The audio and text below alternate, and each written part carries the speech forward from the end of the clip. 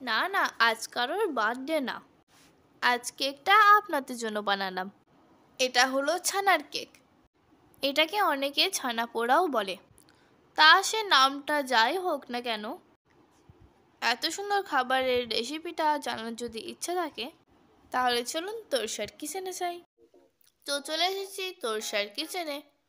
Hello friends, welcome back to my channel cook with baby Torsa and it's me Torsa. Video শুরু করার আগে আপনাদের কাছে অনুরোধ রইল, প্লিজ প্লিজ প্লিজ আমার চ্যানেলটাকে সাবস্ক্রাইব করবেন আর ফটাফট একটা লাইক দিয়ে পুরো ভিডিওটা দেখবেন। প্রথমে 1 লিটার দুধকে ছানা করে নিলাম। ছানা কিভাবে করতে হয় সেটা আপনারা সবাই জানেন। দুধটা যখন ফুটে যাবে তখন একটু ভিনেগার অথবা লেবুর রস দিলেই হলো। ছানাটা হয়ে গেলে ভালো করে জল ঝরিয়ে নিলাম। এইভাবে চামচ দিয়ে চেপে চেপে দিচ্ছি যাতে এক্সট্রা জলটা ঝরে যায়। একটা সুতোর কাপড় দিয়েও জলটা ঝরাতে পারেন। এবার একটা পাত্রে নিয়ে নিলাম। এবার হাত দিয়ে খুব ভালোভাবে চটকে চটকে ছানাটাকে মসৃণ করে নিচ্ছি। এটা করলে ছানাটা অনেকটা নরম হয়ে যাবে।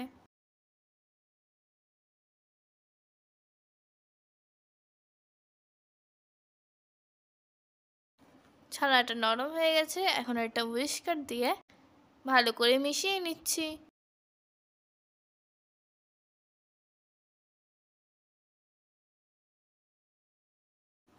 এবার দিয়ে দিচ্ছি 1 বাটি থেকে কিছু কম সুজি। ওই সম পরিমাণ দিলাম ময়দা আর সম পরিমাণ চিনি। মিষ্টিটা আপনাদের পছন্দ মতো কম বেশি করতে পারেন। আর দিয়ে দিলাম ওই বাটি মেপে 1 বাটি দুধ। আর নতুন করে কোনো জল অ্যাড করব না। মিশ্রণটা কিন্তু খুব পাতলা হবে না। এখন এগুলো আমি ভালো করে মিক্স করছি।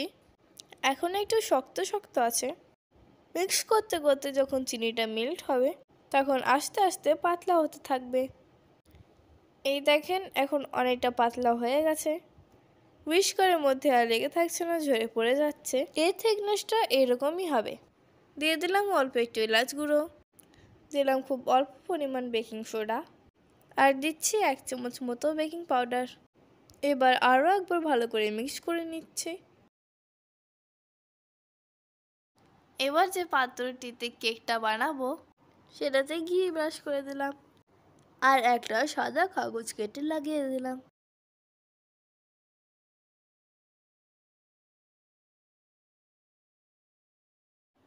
এবার কেকের ব্যাটারটা এর মধ্যে ঢেলে দিলাম।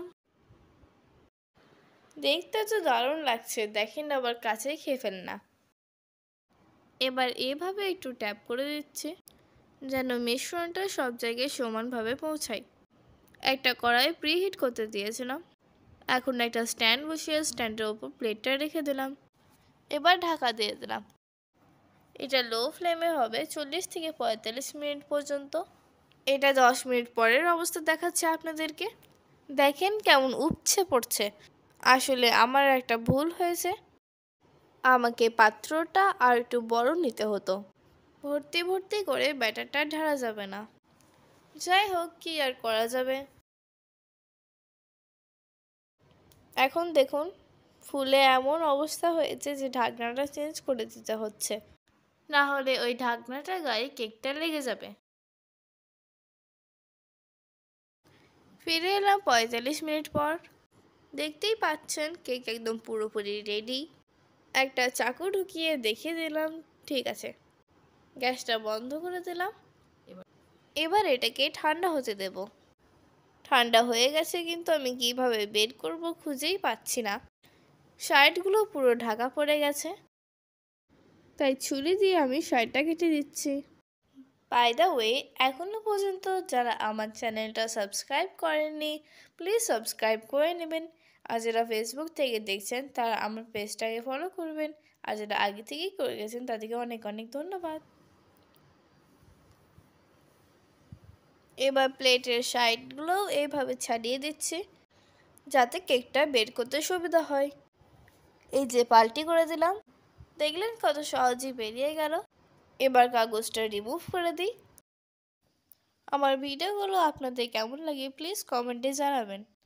আর আপনারা ভিডিও লাইক করলে আমি নতুন ভিডিও বানানোর উৎসাহ পাই। কত সুন্দর নরম তুলতুলে হয়েছে দেখুন।